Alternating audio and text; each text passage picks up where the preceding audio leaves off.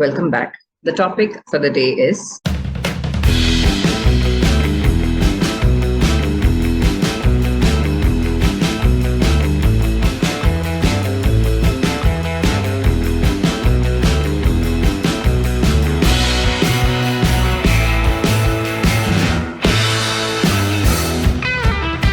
now, what exactly do you mean by simulation?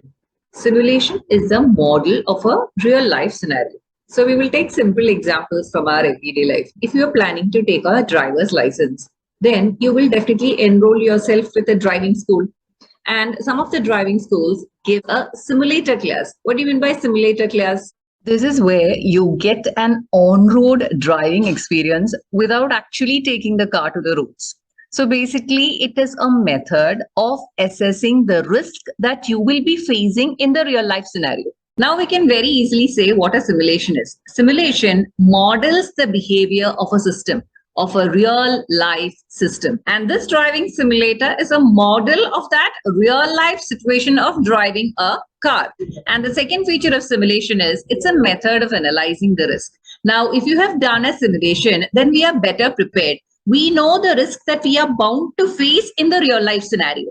And the third feature is more than one variable changes at a time. That is, the speed can change, a car can come from the opposite direction, the terrain of the road might be different, it could be a highway, it could be a slope. So many variables are changing at the same time in a simulation. Now, if you had seen my video on sensitivity analysis, what did we do? Only one variable was changing at a time. If sales in units changes, then all the other variables, that is the selling price, the variable cost per unit, the fixed cost, all are assumed to be constant in sensitivity analysis. But in simulation, more than one variable changes at a time. That is, simultaneously, the selling price, the sales in units, the variable cost per unit, the fixed cost, all can change in a simulation. Now, in business, simulation can be used for project appraisal.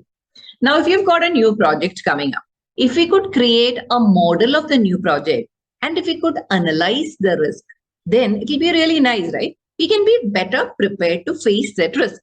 And definitely, for any new project, there are many variables. Just like I said, the selling price, the sales in units, the fixed cost, the variable cost, there are so many variables. So if we could play with all these numbers simultaneously, then we can get an insight into the risk that we will be facing in the future. Now, one of the methods of simulation is Monte Carlo simulation. Monte Carlo is a resort town which is famous for its casinos and gambling. Now, you might have seen the game of roulette, either in an actual casino or you might have witnessed it in movies. Now, in the game of roulette, each pocket is given a random number. And there is a lot of risk involved in it. It is because of these similarities that the simulation that we use for our business is also named Monte Carlo simulation. Now we will take up an example of a very simple business project. These are the expected sales. So there is a 30% probability that the sales will be $250,000. A 50% probability that the sales will be $300,000 and a 20% probability that the sales will be $350,000. And regarding the expected cost, there is a 20% probability that the cost will be $280,000 and an 80% probability that the cost will be $260,000. So for this project, we will be doing Monte Carlo simulation in Excel to analyze the riskiness of the project. Now, I already said that in Monte Carlo simulation, we use random numbers. So the first step is to assign random numbers for the variables. So first we will take up sales. So I have added a column for the random numbers. Now look carefully. There is a 30% chance that the sales will be 250,000. So the random numbers that we are going to allocate is from 0 to 29 because there are 30 numbers in it. So as far as the 30% probability is concerned, the random numbers that I have assigned is from 0 to 29. Now coming to the next slot. There is a 50% probability that the sales will be 300,000. So 50% probability. So the next 50 numbers. So after 29, the next number is 30. And then add 50. So 30 to 79. So we've got 50 numbers there. So 30 to 79 is a random number that is to be allocated to the second slot. Now coming to the last slot, there is a 20% probability that the sales will be $350,000. So the last 20 numbers is to be allocated to the third slot. So the number after 79 is 80 and you need 20 numbers. So 80 to 99. So we get 20 numbers there because the probability is 20%. So I have done a similar exercise with the cost as well. Because the probability is 20%, the random numbers allocated is 0 to 19. And because the probability of a cost of 260,000 is 80%, the random numbers allocated is the next 80 numbers, that is 20 to 99. The next step is to make the computer pick a random number. The computer might either pick a random number between 0 to 29, that is 30 numbers are included in that slot, or it can pick a number from 30 to 79 in which 50 numbers are there, or it could pick a random number from 80 to 99 in which 20 numbers are there. The chances of the computer picking a number between 30 to 79 is the highest. Why? Because there are 50 numbers included in that slot. Likewise, for cost, the chances of a number being picked between 20 to 99 is the highest because in that particular slot, 80 numbers are included. So if the computer picks up the random number, say 75, then the sales selected by the computer will be $300,000. Why? Because 75 is in this slot and the sales related to that particular slot is $300,000. Likewise, for cost, if the computer selects, say, a random number 80, then the cost selected will be $260,000 because 80 comes in the slot of 20 to 99 and the cost related to that is $260,000. So based on this random selection, what is the profit that the project will earn? It will earn a profit of 300,000 minus 260,000 or a profit of $40,000. That was the result of simulation 1. So we write the profit of simulation 1 in this table. Now we have to do many simulations to get a reliable result. So what we will do is we will do this simulation 1,000 times. So I've done the simulation 1,000 times. So this runs from 1 to 1,000 and we have got the respective profits that we got for each simulation.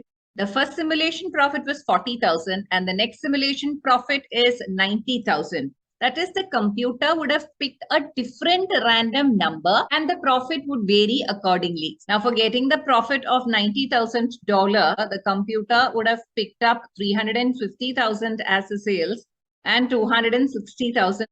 So $350,000 minus $260,000 is 90,000. That is because the computer goes on changing the random number for each simulation and accordingly picks up a different sales figure and different cost figure based on that random number. That is how these profit figures have been obtained. Now, in order to get clarity, what we will do is the result of these 1,000 simulations, we will present it in the graphical form. That is in the form of a histogram. So when I created the profit of the 1,000 simulations in the form of a histogram, this is the result that we got. Now, what can you understand from this histogram? On the y-axis, you have the frequency and on the x-axis, you have the profits. Now, out of the 1,000 simulations, 72 times the profit is less than negative 25,000. 248 times the profit was between negative 25,000 and $5,000. 87 times the profit was between 15,000 and $35,000. 380 times it was between 35,000 and $55,000. And 52 times it was between 55,000 and 75,000. And 161 times it was greater than $85,000. When you add up 72, 248, 87, 380, 52 and 161, we get 1,000. That is, this is the result of 1,000 simulations represented graphically. What is the chance of ending up with a loss of more than $25,000? It is 72 out of 1,000 simulations. That's equal to 0.072 or 7.2% when you multiply it with 100. So there is a 7.2% chance that the loss will be greater than 25,000. So immediately we get an idea about the riskiness of the project. And the probability of getting a profit of 35,000 to 55,000 is 380 out of 1,000 simulations is equal to 0.38. Expressed as a percentage, you have to multiply it with 100. It is 38%. So there is a 38% chance that we will end up with a profit of between $35,000 and $55,000. So this is how we evaluate the riskiness of the project.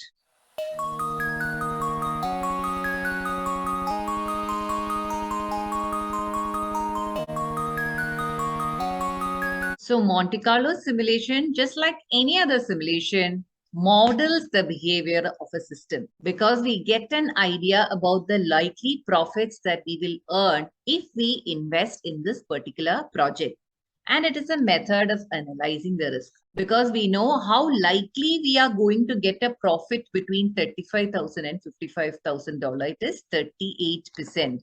That is 380 divided by 1,000. And how likely we will suffer a loss of more than 25,000. It is 72 out of 1,000 or 7.2%. So it is very easy to analyze the risk. And more than one variable changes at a time. Now, in this particular example, what are the variables that we took? Sales and cost, and both were changing at the same time. So that is the meaning of the sentence, more than one variable changes at a time. And what is the method adopted for Monte Carlo simulation? We have got inputs. In our particular example, the inputs were sales and cost. So the first step is inputs along with its probability distributions are defined. If you recollect, the inputs of sales and cost had probabilities associated with it. That is the meaning of the sentence. Inputs along with its probability distributions are defined. And next step, random numbers are allocated based on probability distributions. So it is based on the probability distributions that random numbers have been allocated to the variables. And what is the next step? Multiple simulations are done using the random numbers associated with the probability distributions. So this was the random numbers associated with simulation 1. Likewise, we repeat the simulations wherein a different random number will be selected by the computer. And thereby the profit will also differ. And after doing these multiple simulations, what is the final output that we get? We get a graphical result of the probable profits. So that's the final step. Finally, graphical results are obtained that show what could happen. What could happen means what are the likely profits that we are bound to get and how likely each outcome is. That is the probability of getting such and such profits. In our tallest bar, our probability was 38%. Now we will learn how to analyze certain histograms or graphs. So these are two histograms. Now we know that for every histogram, it is the frequency that is depicted on the y-axis. And for this particular histogram, it is the profits which are depicted on the x-axis. And what is mentioned, the mean profit of the first histogram is $50,000. And it is included in the tallest bar. What do you mean by the tallest bar? The tallest bar means this is the profit which is most likely to occur because in simulation, this profit has occurred the maximum number of times. That is why this is emerged as the tallest bar. So we know that for the first histogram, the mean profit is $50,000 and the possibility of getting a profit of around 50,000 is highest. Now coming to the second histogram. In the second histogram, the mean profits that is mentioned is $70,000. That is much more than the first histogram. So as far as profits is concerned, the second project is better. And the most likely profit of the second histogram is indicated by the tallest. So on an average, the most likely profit for the second histogram is $70,000. But just look at the height of the tallest bar in the first histogram and the second histogram. The second histogram's tallest bar is smaller than the tallest bar in the first histogram, right? Which means that when the simulations were done, the number of times that this profit was generated is much more than the number of times that this profit was generated. Say out of 1,000 simulations for this particular bar, the frequency would be say 600 times. And for the second histogram's tallest bar, the frequency would be only say 400 times out of 1,000 simulations. So the probability of getting this profit is 600 out of 1,000, which means 60%. And for the second histogram, the probability of getting the highest profit is 400 out of 1,000. That is why the height of the two histograms are different, which means that there is a higher chance of this profit being generated than this profit being generated. That is the meaning of the height difference of the tallest bar of both the histograms. So regarding the probability of generating the most likely profit, the second histogram is riskier because the probability of getting the most likely profit is lower when compared to the first histogram. Now, the histograms can be represented not only in the form of bars, it can be represented in the form of a curve also. So I've just traced the shape of the first histogram. We will do the same thing with the second histogram. It is something like this. So sometimes in the question, you will not be given the histogram as bars. You will be given the histograms as curves, which will look like this. So the only thing that I have done is I have taken out all the bars and I have represented the histogram in the form of a distribution curve. So whenever you see the histogram either as a bar or as a curve, it is a very same meaning that you have to understand. Now, in order to understand the height difference of the two histograms, we will combine both these histograms into one graph. So we have combined both the histograms into one graph. So here it becomes easier to compare. The average profits of the first histogram is $50,000 and the average profits of the second histogram is $70,000. So as far as the profits are concerned, the second histogram is better. Now considering the height difference of the two histograms, the first histogram, the chances of getting this profit is higher and the chances of getting this profit is lower. So considering the probability of the most likely profits, the second histogram is riskier. Now, the second thing that you have to consider is the variability of profits. The profits are more widely spread for the second histogram. So maybe from 70,000, the highest profit agreed, maybe it might go up to $140,000. But look at the lowest profit. It might even end up in a loss. But as far as the first histogram is concerned, it is closely packed. That is, it is not spread out. So the worst possible profit as far as the first histogram is concerned, maybe around $20,000. There is no chance that it will end up in loss. So considering all these points, we will make a summary. The first project, there is lower average profit because the average profit would be $50,000. And there is lower risk because there is less variability of possible profits because the deviation from the mean is limited. Now, as far as the second project is concerned, there is higher average profit, that is $70,000. But there is a higher risk because there is more variability of possible profits because the spread is much higher when compared to the first histogram. Now, what is a crucial question? Which is the better project as per simulation? So the answer is simulation do not prescribe what should be done about a problem. It just shows which project is riskier. It just says that project 2 is riskier than project 1. Maybe the company is interested in a higher profit and is willing to take more risk. So the answer is if the company wants more profit and is willing to take more risk, it will definitely choose the second project. Now, the advantages of simulation are, so just keep in mind the Monte Carlo simulation that we have done to understand the advantages of simulation. So the first advantage is it helps in evaluation. The results show not only what could happen, that is the possible profits, but how likely each outcome is. That is the probability of the occurrence of each profit is also known.